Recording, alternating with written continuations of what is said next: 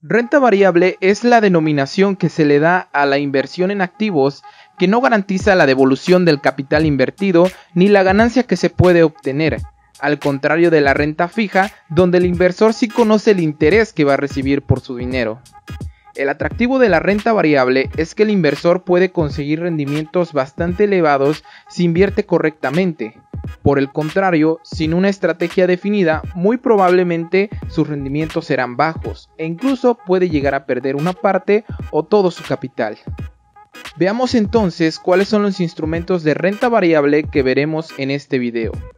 Crowdfunding, acciones, fondos de inversión, opciones, futuros, divisas, la mayoría de los cuales se cotizan en bolsas de valores. Comencemos hablando del crowdfunding. Hace unos años comenzó una tendencia que está revolucionando el mundo de las inversiones y el financiamiento. El crowdfunding es la práctica de recaudar fondos para un proyecto mediante la suma de aportaciones monetarias de un gran número de personas a través de una plataforma en internet. Este modelo puede aplicarse a préstamos, inmuebles, emprendimientos e incluso se utiliza para donar a causas sociales. Por supuesto, los que generan rendimientos sobre nuestro capital son los primeros tres. Por ejemplo, en el caso de crowdfunding de préstamos, tenemos la opción de otorgar financiamiento a otra persona a través de internet. Esto resulta bastante atractivo tanto para la persona que solicita el préstamo, ya que las tasas de interés son más bajas que en los bancos, como para quien decide invertir su dinero, puesto que los rendimientos que te prometen superan el 10% anual. Plataformas como cubofinanciero.com, Afluenta y consigue.com ofrecen este tipo de crowdfunding. Este modelo en bienes raíces da la oportunidad de que varias personas se unan para financiar un proyecto inmobiliario, abriendo la posibilidad a que cualquiera pueda invertir desde 25,000 pesos en bienes raíces, algo que sería imposible en la forma tradicional de invertir en este sector. La mayoría de plataformas que ofrecen este sistema como Brick.mx, Expensive e Inverspot ofrecen rendimientos que superan por mucho el 10% anual. Por último, gracias al fondeo colectivo también podemos financiar emprendimientos de diferente índole. Y al igual que los dos anteriores nos prometen rendimientos espectaculares. Aunque en apariencia este modelo de inversión sea ventajoso, sobre todo por los rendimientos que promete, debemos tener presente que son solo aproximaciones. Ninguna de estas plataformas te puede garantizar que al final del plazo obtendrás tales ganancias, simplemente porque tu inversión puede verse afectada por motivos o causas de fuerza mayor, como que los solicitantes de préstamo no paguen, que el proyecto inmobiliario o de emprendimiento sea un fracaso, entre otras cosas más. Lo que nos lleva a preguntarnos, ¿realmente vale la pena considerar este tipo de inversión? Sí, pero recuerda que aparte de tu dinero tendrás que invertir también mucho tiempo y energías para investigar la plataforma en la que vayas a invertir y darle seguimiento al proyecto que quieras financiar. Además, hay que considerar otros factores claves de este modelo de inversión, como que es relativamente nuevo y aunque actualmente México está en proceso de regularse, ninguna institución pública se hace responsable en caso de que pierdas tu inversión. Recordemos también que los países latinos se caracterizan por sus altos índices de corrupción y el sector de los bienes raíces es uno de los más expuestos, lo que le resta puntos a su atractivo como inversión. No hay que olvidar también que quizá uno de los mayores defectos que tiene el crowdfunding es que se presenta como inversión de muy bajo riesgo, cuando la realidad es que tiene un riesgo implícito bastante elevado. Por supuesto que bien vale la pena considerar este modelo para invertir. Sin embargo, requiere de un análisis bien detallado y conocimientos esenciales del sector al que desees financiar. Por tanto, y como regla general, recuerda no entregar tu dinero al primero que te prometa rendimientos superiores al promedio. Acciones. Para que una empresa pueda expandirse, abriendo más sucursales o creando nuevos proyectos, necesita dinero. Mucho dinero. Y principalmente existen dos formas de conseguirlo. El primero es que la empresa emita deuda a través de unos títulos denominados bonos. Es decir, pedir prestado al público inversionista con la promesa de devolverle su capital más una ganancia. La segunda forma es emitir acciones. Estos son títulos que representan una parte de la compañía y confieren a su titular derechos económicos como recibir parte de las ganancias. En otras palabras, cuando adquieres una acción te vuelves uno de los propietarios de la empresa, con todos los riesgos y beneficios que eso implica. Por ejemplo, si la empresa está creciendo y recibiendo buenas ganancias, esto hace que el valor de tus acciones suba y posiblemente recibirás dividendos, que son el reparto de utilidades que la empresa hace a sus accionistas. En cambio, si la compañía presenta pérdidas económicas, muy posiblemente el valor de sus acciones bajará. Desde luego que hay varios factores económicos que influyen en el precio de una acción, además de la marcha de la compañía. Pongamos un ejemplo. Imaginemos que una empresa que se dedica a fabricar motocicletas está recibiendo buenas ganancias en su mercado local y quiere expandirse a nivel nacional. Incluso desean aumentar su producción para poder exportar a otros países. Para ello necesita de una gran cantidad de capital, con el que no cuenta.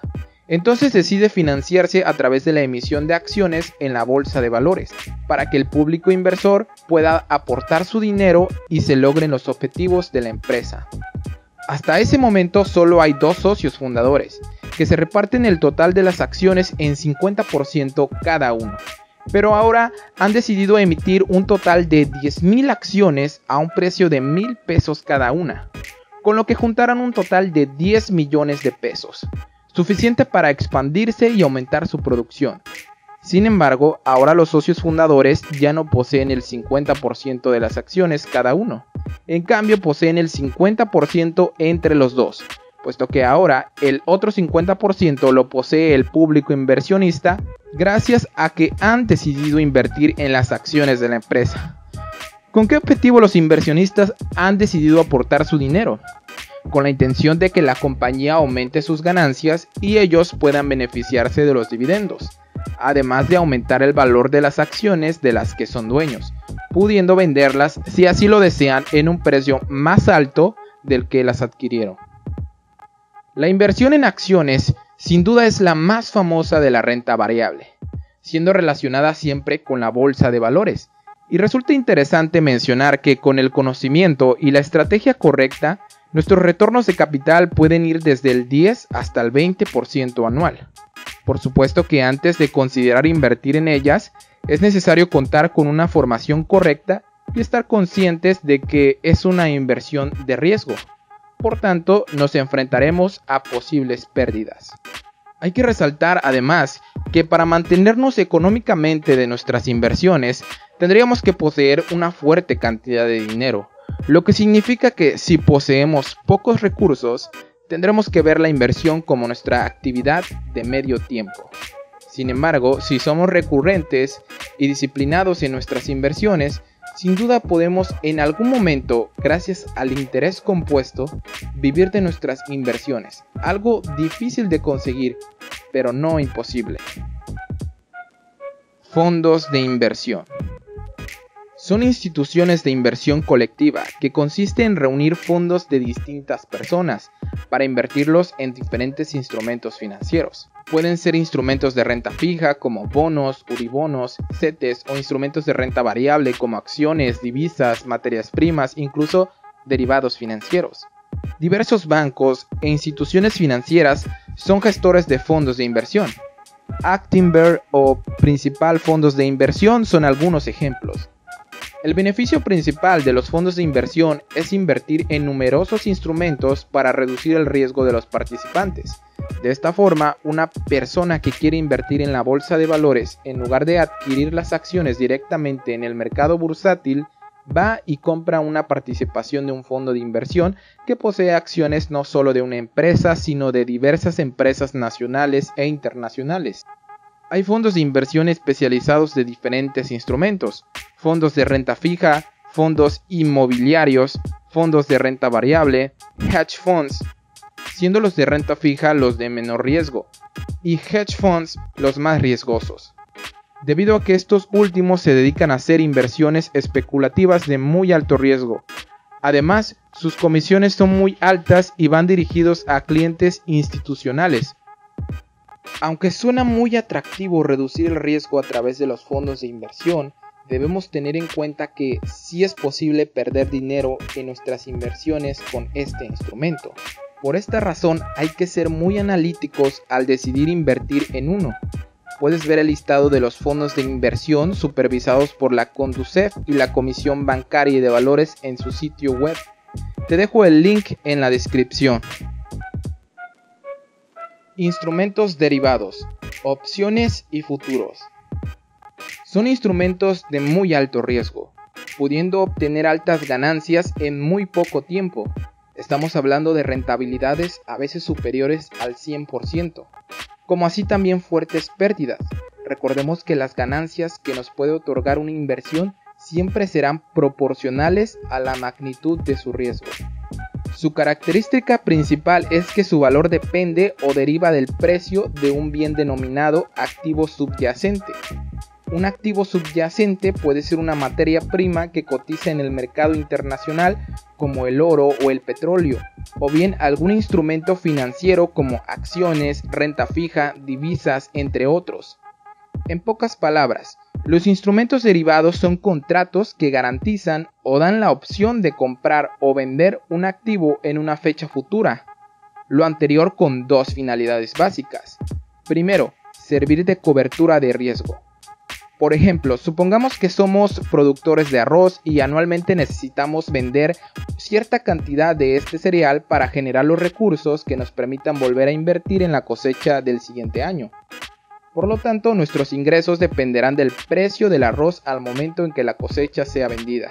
Si por factores ajenos a nuestro control el precio se desploma, es decir, se cae, cuando tenemos la cosecha lista para vender, nuestros ingresos se verán muy reducidos. Ante esta posible situación y con la finalidad de asegurar nuestros ingresos, podríamos llegar a realizar un contrato con otra persona para venderle nuestra cosecha en el futuro a un precio determinado que pactaremos hoy, protegiéndonos así de las variaciones del mercado. Este acuerdo o contrato es un derivado financiero. Y segundo, poder especular. En este caso no se desea reducir el riesgo. Por el contrario, el especulador realiza una predicción de la dirección que tomará el precio de un producto derivado, para obtener una ganancia o rendimiento acorde al riesgo que asume. Existen diferentes productos derivados en los mercados financieros y privados, pero los principales y más usados son los contratos de futuros y de opciones. Un contrato de futuro es un acuerdo entre dos partes donde se adquiere la obligación para comprar o vender un activo en una fecha futura y a un precio previamente pactado. Para esto se deposita un dinero como garantía de la operación.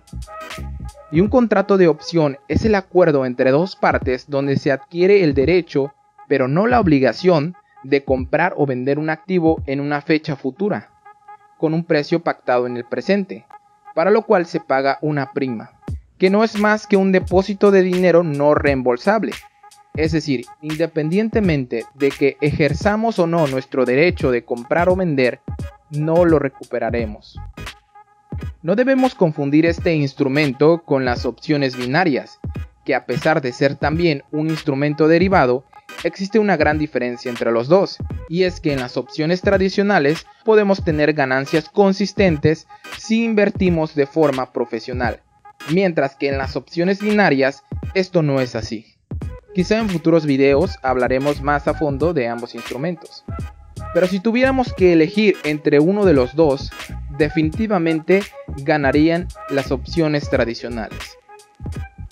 Los derivados, al ser instrumentos de muy alto riesgo, no se recomiendan a inversores novatos o con poca experiencia, y aunque cualquiera puede intentar invertir en ellos, si realmente queremos ganar con estos instrumentos y no perder todo nuestro dinero, es necesario volvernos expertos en este sector.